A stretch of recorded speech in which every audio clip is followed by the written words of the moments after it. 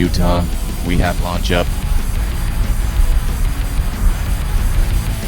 Our next company is called BekoZone or Beko Zone, or I'm going to mess up a lot of verbiage here because I know I've messed up the names, and anyway, it's Tamio is the founder and CEO, and it's a platform for bartering and trading.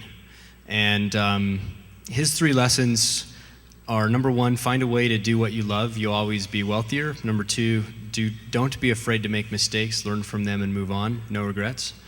Number 3, there will be haters when you make it, there will be haters when you don't, so stop caring about what others think and do what you want to do.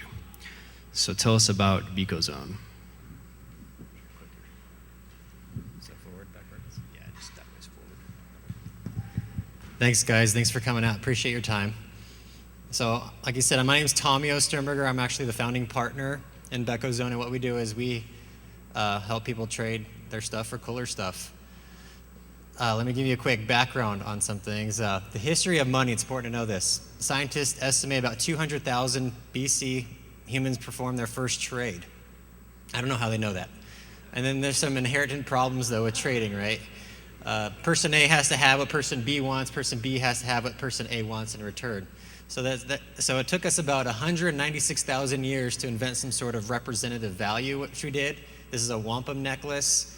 Then we got into some gold coinage, started having some precious metals, and then about 1200 AD we got into a monetary system. So this is where people actually gave money to the bank. The bank gave them a promissory note, and because the bank was, I guess, borrowing so much stuff, these things became so prevalent that people just started trading these notes with each other. So that's how our system was based on. You'd actually give your gold to the bank when we were on the gold standard, and they'd give you a promissory note, right? That's why it says Federal Reserve Note on there. But thanks to Richard Nixon, now you can turn in your promissory note for another promissory note. So, some good pluses of a monetary system. Let's say you own a gas station, okay? You have $20, you want to go to Cafe Rio, they pay their tomato guy, who pays their distributor, who comes back and buys some gas from your station. So now your net gain, your $20 is there, your net gain is a burrito, you gave some gas. So basically you traded a burrito for some gas. So this was really what measures our nominal GDP, right? This velocity of money, how often we exchange money, and is better for an economy. So pluses, it's super convenient. You don't have to go look for that guy who has something, right? Tracking financials, can you imagine tracking financials any other way? And it's easy to compare values. You look at a TV at Walmart and you look at Best Buy, if it's cheaper at Walmart, they value it less, so you know you get a better deal there. So now the negatives of a monetary system, there's trade-offs, inefficiencies, right? The people seem to be more price-focused than they are value. And I think we're all guilty of this, right? We go to a movie theater, they charge $5 for a soda, and you're just thinking, rip-off, right? And I can't believe how expensive it is here. Instead of thinking, man, what great value am I getting? You know, $5, maybe I have to work 15 minutes for that, and I get to quench this pain. That's pretty cool. You know, there's people all over the world that have to work all day to quench that pain, and I have to work 15 minutes. So there's actually good value there still. And another big one is that we're very interdependent on each other. And if somebody stops, all trade can halt. So let's say you're like, you know, I don't want to go to Cafe Rio tonight. You know, I don't know what the economy's going to do. They buy less tomatoes, who buys less transportation, who buys less gas, and then now you're just stuck with gas instead of having a burrito. I'm not saying to go spend all your money, right? There's a correct balance of spending and saving. But and when trade halts, like we've seen in this recession, people get off this monetary value and they start to trade and barter again. And that's why we've seen such tremendous growth in the business sector alone, and then on classified ads, they've been doubling every 6 months because people can't sell it, so they're also wanting to see other options. And it's been covered by most of the major news media. So this barter system, we talked about the negatives, this coincidence of needs problem, also multi-party trades is an issue. Now how about some of the pluses, right? In theory, we think the value of something means the price of it should go up. That's what they try to teach us at schools, right? But in practice, in reality, everybody's values is all over the place. None of us we're all different, we value things differently, the context of our lives may be different. So this can lead to some really cool efficiencies in this market. People in trading like to look at value more than they do price. So you might have a trailer sitting in your backyard, and a guy says, hey look, do you want this little ATV for your son? And you think, look, you haven't used that trailer forever, and my son would love that, sure, let's trade it. And then the guy thinks the opposite, you know, my son outgrew this ATV, I could really use a trailer, let's just trade, and it's based on value and utility. And because of this, that we have different value systems can lead to this consumer surplus where both parties can walk away happier than if they were to use cash. So, something you may not value at all, somebody actually really does value in an opposite way. And you can trade up in a value system. You can't really do it in a monetary system. So there's a story, a guy started with a red paper clip, and in about a year he traded all the way up to the house. And a guy just recently did it in San Francisco where he started with a phone and he traded all the way up to a Porsche Boxster. But then he had to sell the Porsche Boxster because he couldn't afford insurance because he's 17.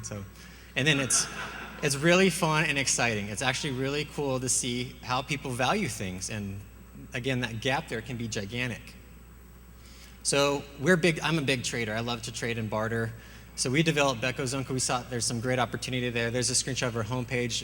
A cool thing is that we have this little I have section. You can just put in a couch that you have in storage, give it a value range and say where you live, and it'll pull up real trades that you can make. Now, of course, you have to go log on. The other party has to accept it, but the idea is that you can see things that you can really trade for. You can search our system to see what's on there. There's new listings, there's new businesses, and on the right-hand side, I just had to pull this up because the screenshot didn't look good. You can actually see what's really trading right now. So real quickly, how it works, we match people up. If this guy has an iPhone, he wants a Wii, we'll match him with a guy that has a Wii that wants an iPhone. Or if they have multiple items they may want, then we can find the common denominator. Or people may not know what they want, or they may be open to ideas, and so we match them up that way, or they can be a combination of any of one of them. So so if you post this iPhone, you'll just get this list of things that so this guy was probably pretty open what he wanted to trade for, and you just click yes and no through things you'd be interested in trading, and the other guy can click yes, and once you guys both say yes, you just start trading. So the current ways now to do it are you have to go to these classified ads, you have to look for postings, you have to write them, you have to send them offers, hope they write back. Sometimes they're offended, I don't know. But we want to bring everything to you. You just have one spot, you can trade, you know that they want to trade with you. And then how do we make money? So and especially in this economy, we wanted to show value before we charge for anything. So we let them register, post items, they get trade matches for free, and they can communicate with the other guy on our system for free, and they can't exchange contact information.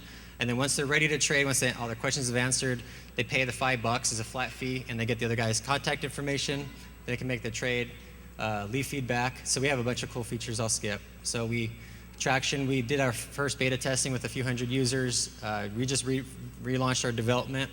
Our people love us. We hope to go national and possibly international. We talked with eBay people, and what's great is that we don't have a currency restriction. So it's just straight value in products. We can help entrepreneurs. We have everything on there. If you need a trade for services, you can get started up with really no cash. Just offer your service. I've traded up. I started with some speakers. I traded up to a car. I have stuff. I trade a mattress and a computer and I have a dirt bike. It's pretty amazing stuff you can do. It's just super fun. And then, so what help do we need? Well, we need more users. The more items we have on there, the more fun the trades are. And, just get on there. You can trade. Your first one's free. So just if you guys want to throw up a couch or something and just see what trades you can offer and give us feedback and let us know what we can do better. So.